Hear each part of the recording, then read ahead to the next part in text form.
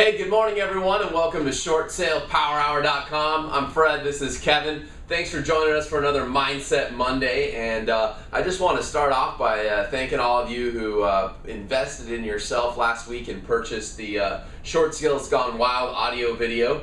Just so you know, that's still available online, but all the free downloads and all the free goodies that we gave you are not there. But I will tell you right now that if you're looking for more short sale education, you watch this blog on a daily basis or a weekly basis, or you've been watching us, for a couple years now, go invest in yourself. The content that we give away in that video alone, I think we're actually, I think we might be sending the wrong message to you by only charging $99. Seriously, like the content in that class is by far and away amazing content.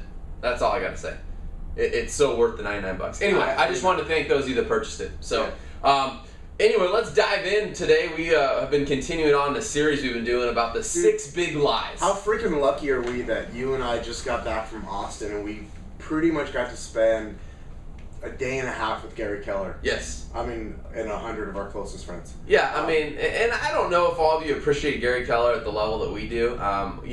We have a man crush on him and we're okay with it. No, I mean, for real, the idea is that he has built now what will soon be the largest real estate company in the entire country and soon to be the entire world. In a very short period of time. In a very short period of time. Now, we all think 20 years is a long period of time, but 25, 30 years. You got to be kidding me, though, to go from one office in Austin, Texas in the mid-'80s to 80,000 associates almost now. I mean, it's phenomenal. And the way this guy thinks and about running a business is hands down, like it just empowers me and makes me think bigger.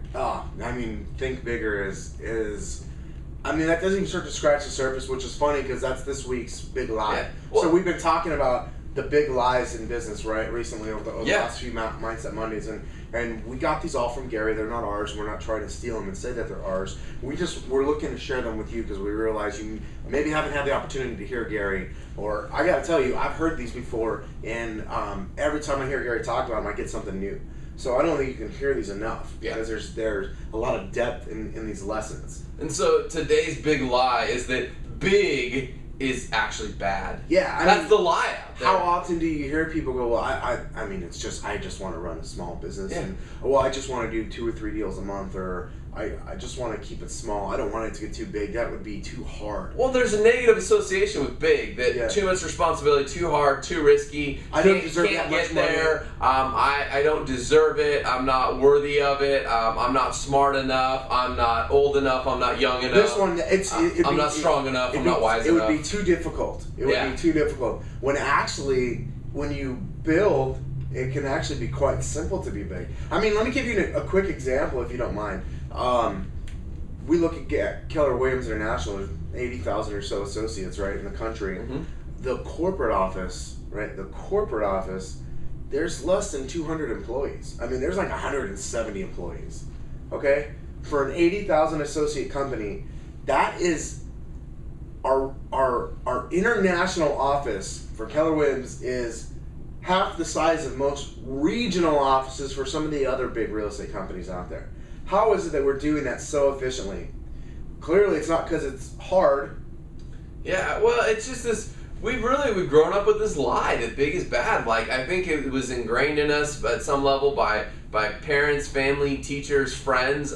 It's definitely ingrained into religion. Religion thinks that money and wealth and abundance and prosperity and anything big, anything significant is bad because of course, the root of all evil is money. But nobody actually reads the verse. But seriously, like it's just been ingrained into us. And the truth of the matter is that why do you think we're here? I mean, have you asked yourself that question? Yes. Do you really think you were born and you live on this planet so you can live as small a life as possible, as comfortable as possible, and as safe as possible? Does that really sound like your purpose in life? Really? Yeah. I mean, the thing is, I could talk about the subject and go so many different ways for hours. I mean, I remember a friend of ours, Brian Clemmer, who passed away last year or earlier this year. He used to always talk about how important money is for the good that it can do as well. Yes. And how, in his opinion, if you viewed money as not important, you're selfish. Because why aren't you creating more of it to help more people? And I know that's certainly the way I view it. Yeah. The more money I can obtain, the more good I can do with it. Money's good for the good it can do. Yes. Right? And yet we all have this thing around, well, I don't want to get too big. It's too much responsibility. I don't deserve that. Nobody needs $1 million a year. No one, you're right. Nobody needs $1 million a year to survive. Absolutely. You don't even need money to survive. But the reality is when you have that, you can go out and help other people. You can do good things. You can help your family and friends. You can help your community. There's a ton of good things that we can do, but that requires thinking, acting, and living big. And big is not bad. In fact, big is good. Yeah. I mean, in fact, have you ever thought of the fact that we live in a universe that doesn't end, has no end? Where's the end of the universe? Anybody want to tell me? We just haven't found it. We haven't gotten that far yet.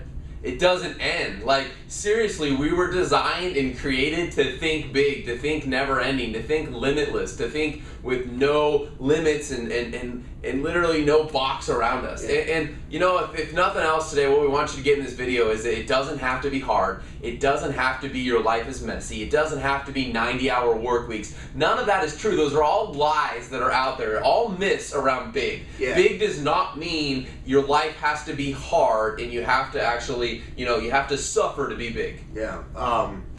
Here's the thing I want to just kind of close with.